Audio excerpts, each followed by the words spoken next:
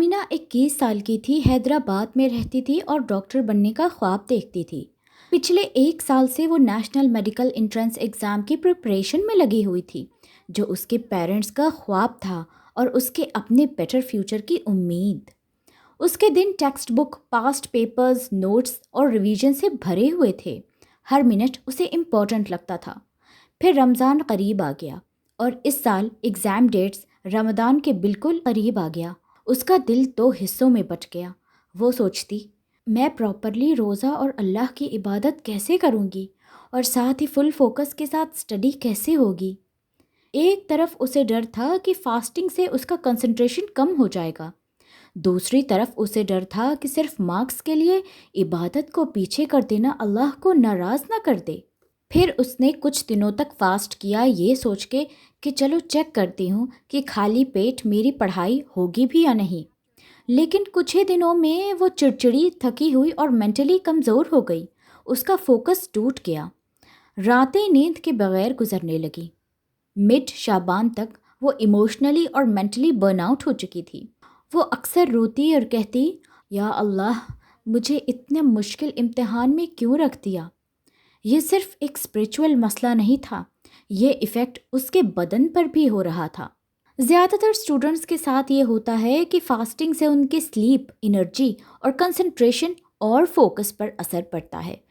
لیکن وہیں دوسری طرف ریسرچ یہ بھی بتاتی ہے کہ اگر روزہ بیلنسڈ طریقے سے رکھا جائے تو یہ سٹریس کم کرتا ہے، موڈ بیٹر کرتا ہے اور over all mental well being کو امپروو کرتا ہے۔ آمینہ کے اندر دونوں چیزیں چل رہی تھیں، عبادت کی اسٹرانگ ڈیزائر اور فیوچر کا ہیوی پریشر۔ رمضان سے صرف 2 ہفتے پہلے آمینہ شعبان کے روزے رکھ رہی تھی، لیکن اس سے آج کی سحری مس ہو گئی کیونکہ وہ رات بھر پڑھتی رہی۔ صبح جب وہ اٹھی اور تھوڑا کام کیا، باہر گئی اور پھر گھر آ کر جب پڑھائی شروع کی تو وہ اچانک سے بے ہوش ہو گئی۔ اس کی امی فوراً اسے کلینک لے گئیں۔ ڈاکٹر نے سافٹ آواز میں کہا، آمینہ، تمہارے اسٹریس ہارمونز بہت بڑے ہیں، تمہاری سلیپ ڈسٹرب ہے اور تم کمزور ہو رہی ہو۔ اس وقت آمینہ کے اندر کچھ ٹوٹ گیا۔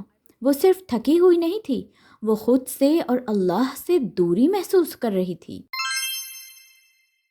اس رات آمینہ نے ایک اسلامک لائف کوچ سے کانٹیکٹ کیا اور اس نے بنا کسی شرم کے سب کچھ کوچ سے بتا دیا۔ کوچ نے اسے یہ نہیں کہا کہ صرف عبادت چوز کرو یا صرف پڑھائی چوز کرو، بلکہ انہوں نے اسلامک اور سائیکالوجیکل بیلنس کے ساتھ چیزیں سمجھائیں۔ اسلام ماڈریشن پر زور دیتا ہے، مطلب باڈی کو ڈیمیج بھی نہیں کرنا ہے اور اپنی رسپانسبلٹیز کو اگنور بھی نہیں کرنا ہے۔ عبادت کا مطلب یہ نہیں کہ انسان خود کو توڑ لے۔ ریسرچ بتاتی ہے کہ نماز، ذکر اور اللہ پر ٹرسٹ یعنی کہ توکل صرف اسپریچول نہیں ہے، بلکہ یہ ایموشنل اسٹرینتھ اور مینٹل اسٹیبلٹی بھی دیتے ہیں۔ کوچ کے ساتھ مل کر آمینہ نے ایک بیلنس روٹین بنایا۔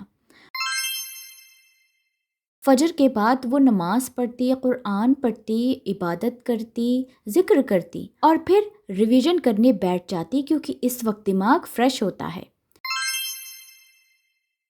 اور پھر پورے دن شارٹ اسٹڈی سیشنز کرتی رہتی بریکس لے کر،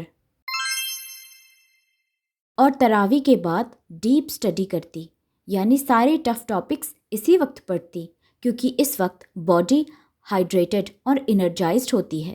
اس پلان نے اسے یہ سکھایا کہ عبادت بھی ہو سکتی ہے اور پڑھائی بھی، بنا پینک کے۔